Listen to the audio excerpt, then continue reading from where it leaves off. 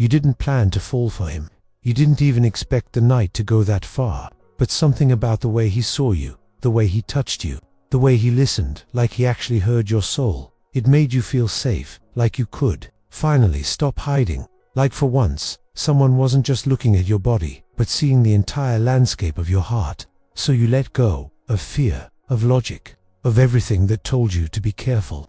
And in that moment, you gave him access to the parts of you no one had ever reached before. Not just physically, emotionally, spiritually, energetically. You trusted the silence between your words. You trusted the softness in his hands. You trusted the timing, the connection, the way your bodies seemed to speak a language without grammar. It didn't feel like lust. It felt like recognition. Like maybe, finally, you were being chosen. You felt something click into place, a pause in time, a kind of peace that had always felt distant until now. And then, just when your heart opened, fully, just when you allowed yourself to believe this could be the beginning of something sacred, he said it, quietly, almost like a confession, almost like it hurt him too.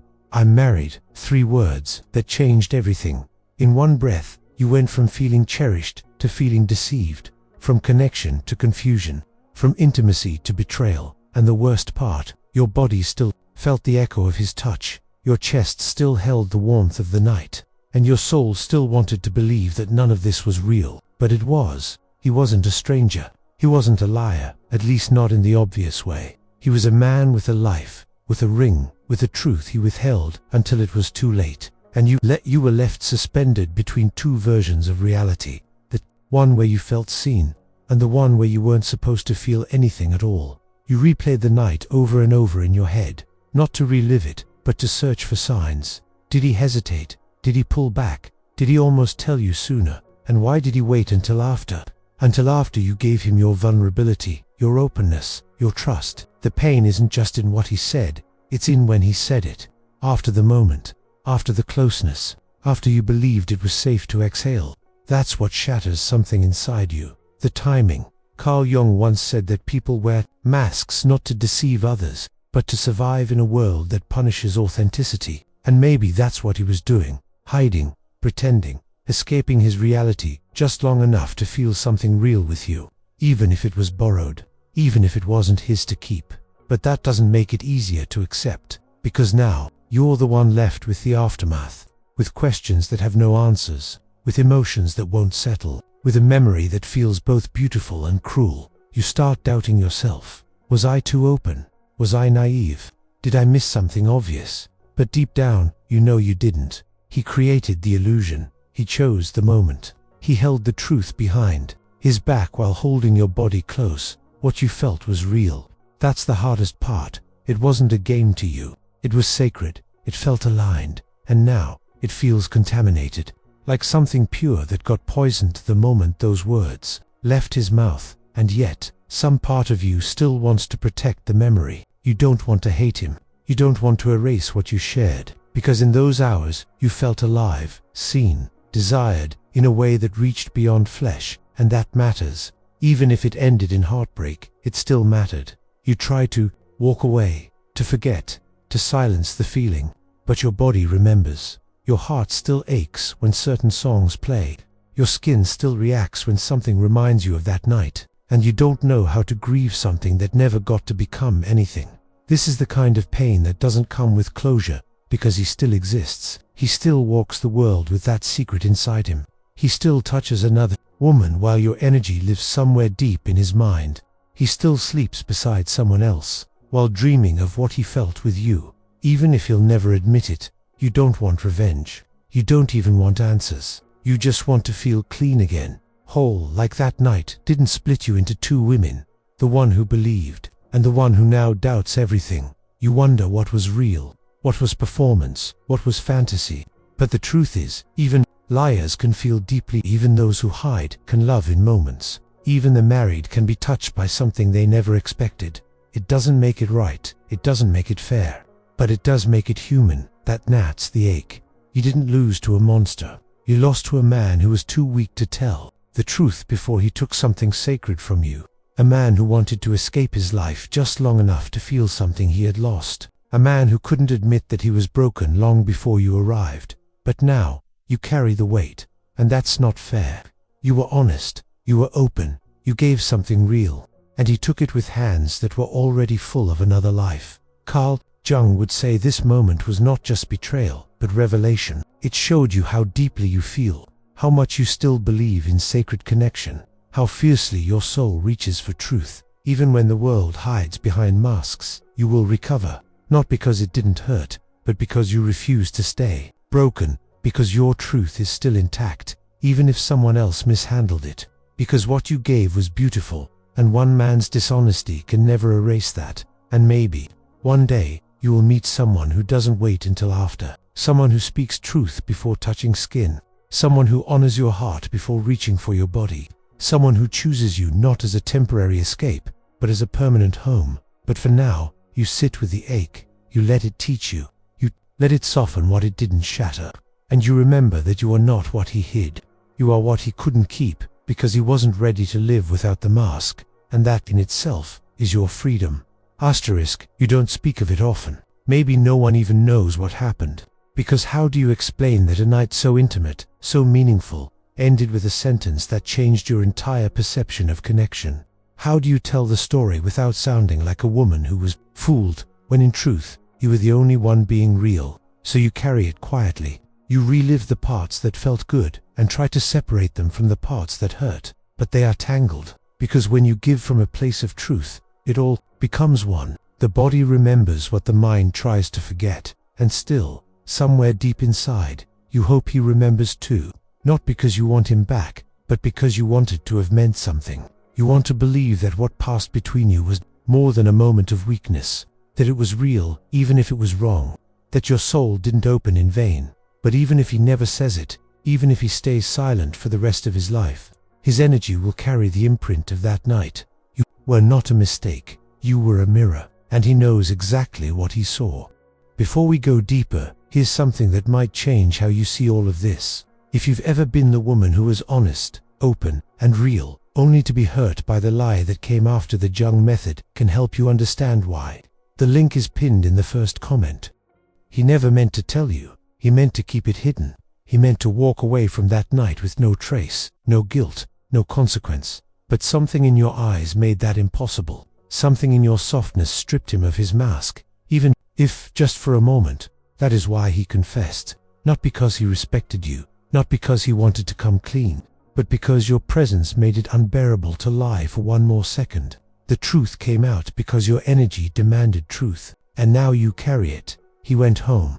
He returned to the life he had constructed, to the partner who thinks she knows him, to the routine that makes him feel responsible but never fully alive.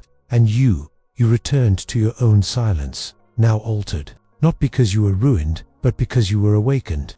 Awakened to the cruelty of timing, awakened to the weight of trust, awakened to what it means to give something sacred to someone who was never free to receive it. He continues his life, like nothing happened. He laughs, he works, he performs his role, but you live with the memory of a night that became a mirror, not of who he is, but of what you long for, because that night was never about him. It was about the version of you that showed up with no walls, the version of you that believed, that hoped, that reached for something real. What hurts the most is that you were never pretending. You did not need to act, you did not need to impress, you just needed to be.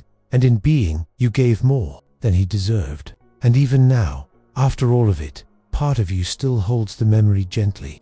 Not because you want to return to him, but because you want to return to yourself before that moment broke something inside you. Carl Jung taught that we meet others not by accident, but as reflections of something unhealed, unseen, or unclaimed in ourselves. He entered your life, not just to hurt you, but to reveal what still needed protection. Your intuition, your sacred boundaries, your worth. You replay the moment he said it, the way his eyes shifted, the pause before the words. You remember how your body stiffened, how your stomach turned, how your heart dropped into silence. It was not just the betrayal, it was the sudden collapse of everything that felt real. Because up until that second, you were safe, and then you were not. He did not just break your trust, he broke a part of your innocence, the part that still believed that energy does not lie, that presence means honesty, that connection equals clarity. And now you know, sometimes the soul speaks truth even when the mouth withholds it. Sometimes the energy between two people is pure, but the context is corrupted. You think about how easy it was for him to let you fall, to let you feel, to let you hope. And only after taking what he wanted, he gave you the information that changed the meaning of it all. It was not the night that was wrong. It was the silence that came before it. And the timing of his truth turned your openness into regret. But here is where the healing begins. Not in rewriting what happened, but in reclaiming what it taught you. You are not broken because he lied. You are not ashamed because you believed. You are not less because he chose to wear a mask. You are more, because even in the face of deception, you stayed real. You stayed vulnerable. You loved with courage. And even though it hurt, even though it changed you, you never had to betray yourself to make it happen. There is strength in that. He may never speak your name again. He may never mention you to anyone. But you live in his memory, not as a mistake, but as the moment he came closest to truth. And even if he chooses comfort over honesty, you know something now that he may never learn. You do not need to pretend to be whole. You do not need to lie to be loved. You do not need to borrow someone else's freedom to taste your own, because you are the one who stood naked emotionally, spiritually, energetically, and did not flinch. You are the one who felt deeply, gave honestly, and survived the aftermath without bitterness. And that is power. He may try to forget, to reduce what happened to a moment, a lapse, a mistake. But men never forget the women who see them and still soften, who touch them with depth they do not know how to hold, who reflect back the life they secretly crave but are too afraid to choose, so he might stay where he is, in a home that looks perfect from the outside, in a life that feels stable. But in the silence of his mind, in the moments before he sleeps, your presence returns, not to haunt him, but to remind him of who he could have been if he were brave, of what it feels like to be held without pretense, of what it means to be touched by something real. And that memory will stay because you were not a distraction. You were the wake-up call he ignored, so you move forward, not with rage, but with clarity, not with shame, but with strength. You know now that someone else's mask does not mean you were foolish. It means you were real in a world that often is not. It means you chose truth even when it was not reciprocated. And that means everything. Carl Jung said the most terrifying thing is to accept oneself completely. That is what he could not do. But you did. You opened your soul and met yourself in the fire. And what you found was not weakness. It was depth. You will love again, not by hiding, not by testing, but by trusting your own energy. Because the woman who walked out of that room, broken maybe, but honest, is the kind of woman who cannot be forgotten. Not even by the man who chose everything except truth. You may never hear from him again, and maybe that is a blessing, because some endings are not meant to bring closure. Some are meant to leave a crack in the surface so the light can finally get in. What he did was not love, it was hunger. Hunger for something deeper than what his life allows him to feel, and you were the one who made him taste it, not with your body, but with your essence. You did not seduce him, you reminded him of what it feels like to be moved, to be present, to be seen. But now you know. That sacred energy is not for those who come with masks. It is not for men who wait until after to tell the truth. It is for someone who meets you in full honesty, who tells you what he carries before, asking for your touch, who wants to hold not just your body, but your truth. So you let the ache teach you. You let the tears cleanse you. You let the silence become your sanctuary, because something in you has changed. You do not need to become harder. You do not need to regret what you gave. You just need to remember that your depth is a gift, one that only the brave will know how to hold. One day, someone will walk into your life and speak their truth before asking for yours. And when that happens, you will not be afraid to trust again, not because of who they are, but because of who you have become. You are no longer the woman waiting to be chosen. You are the one who chooses who is allowed to stay.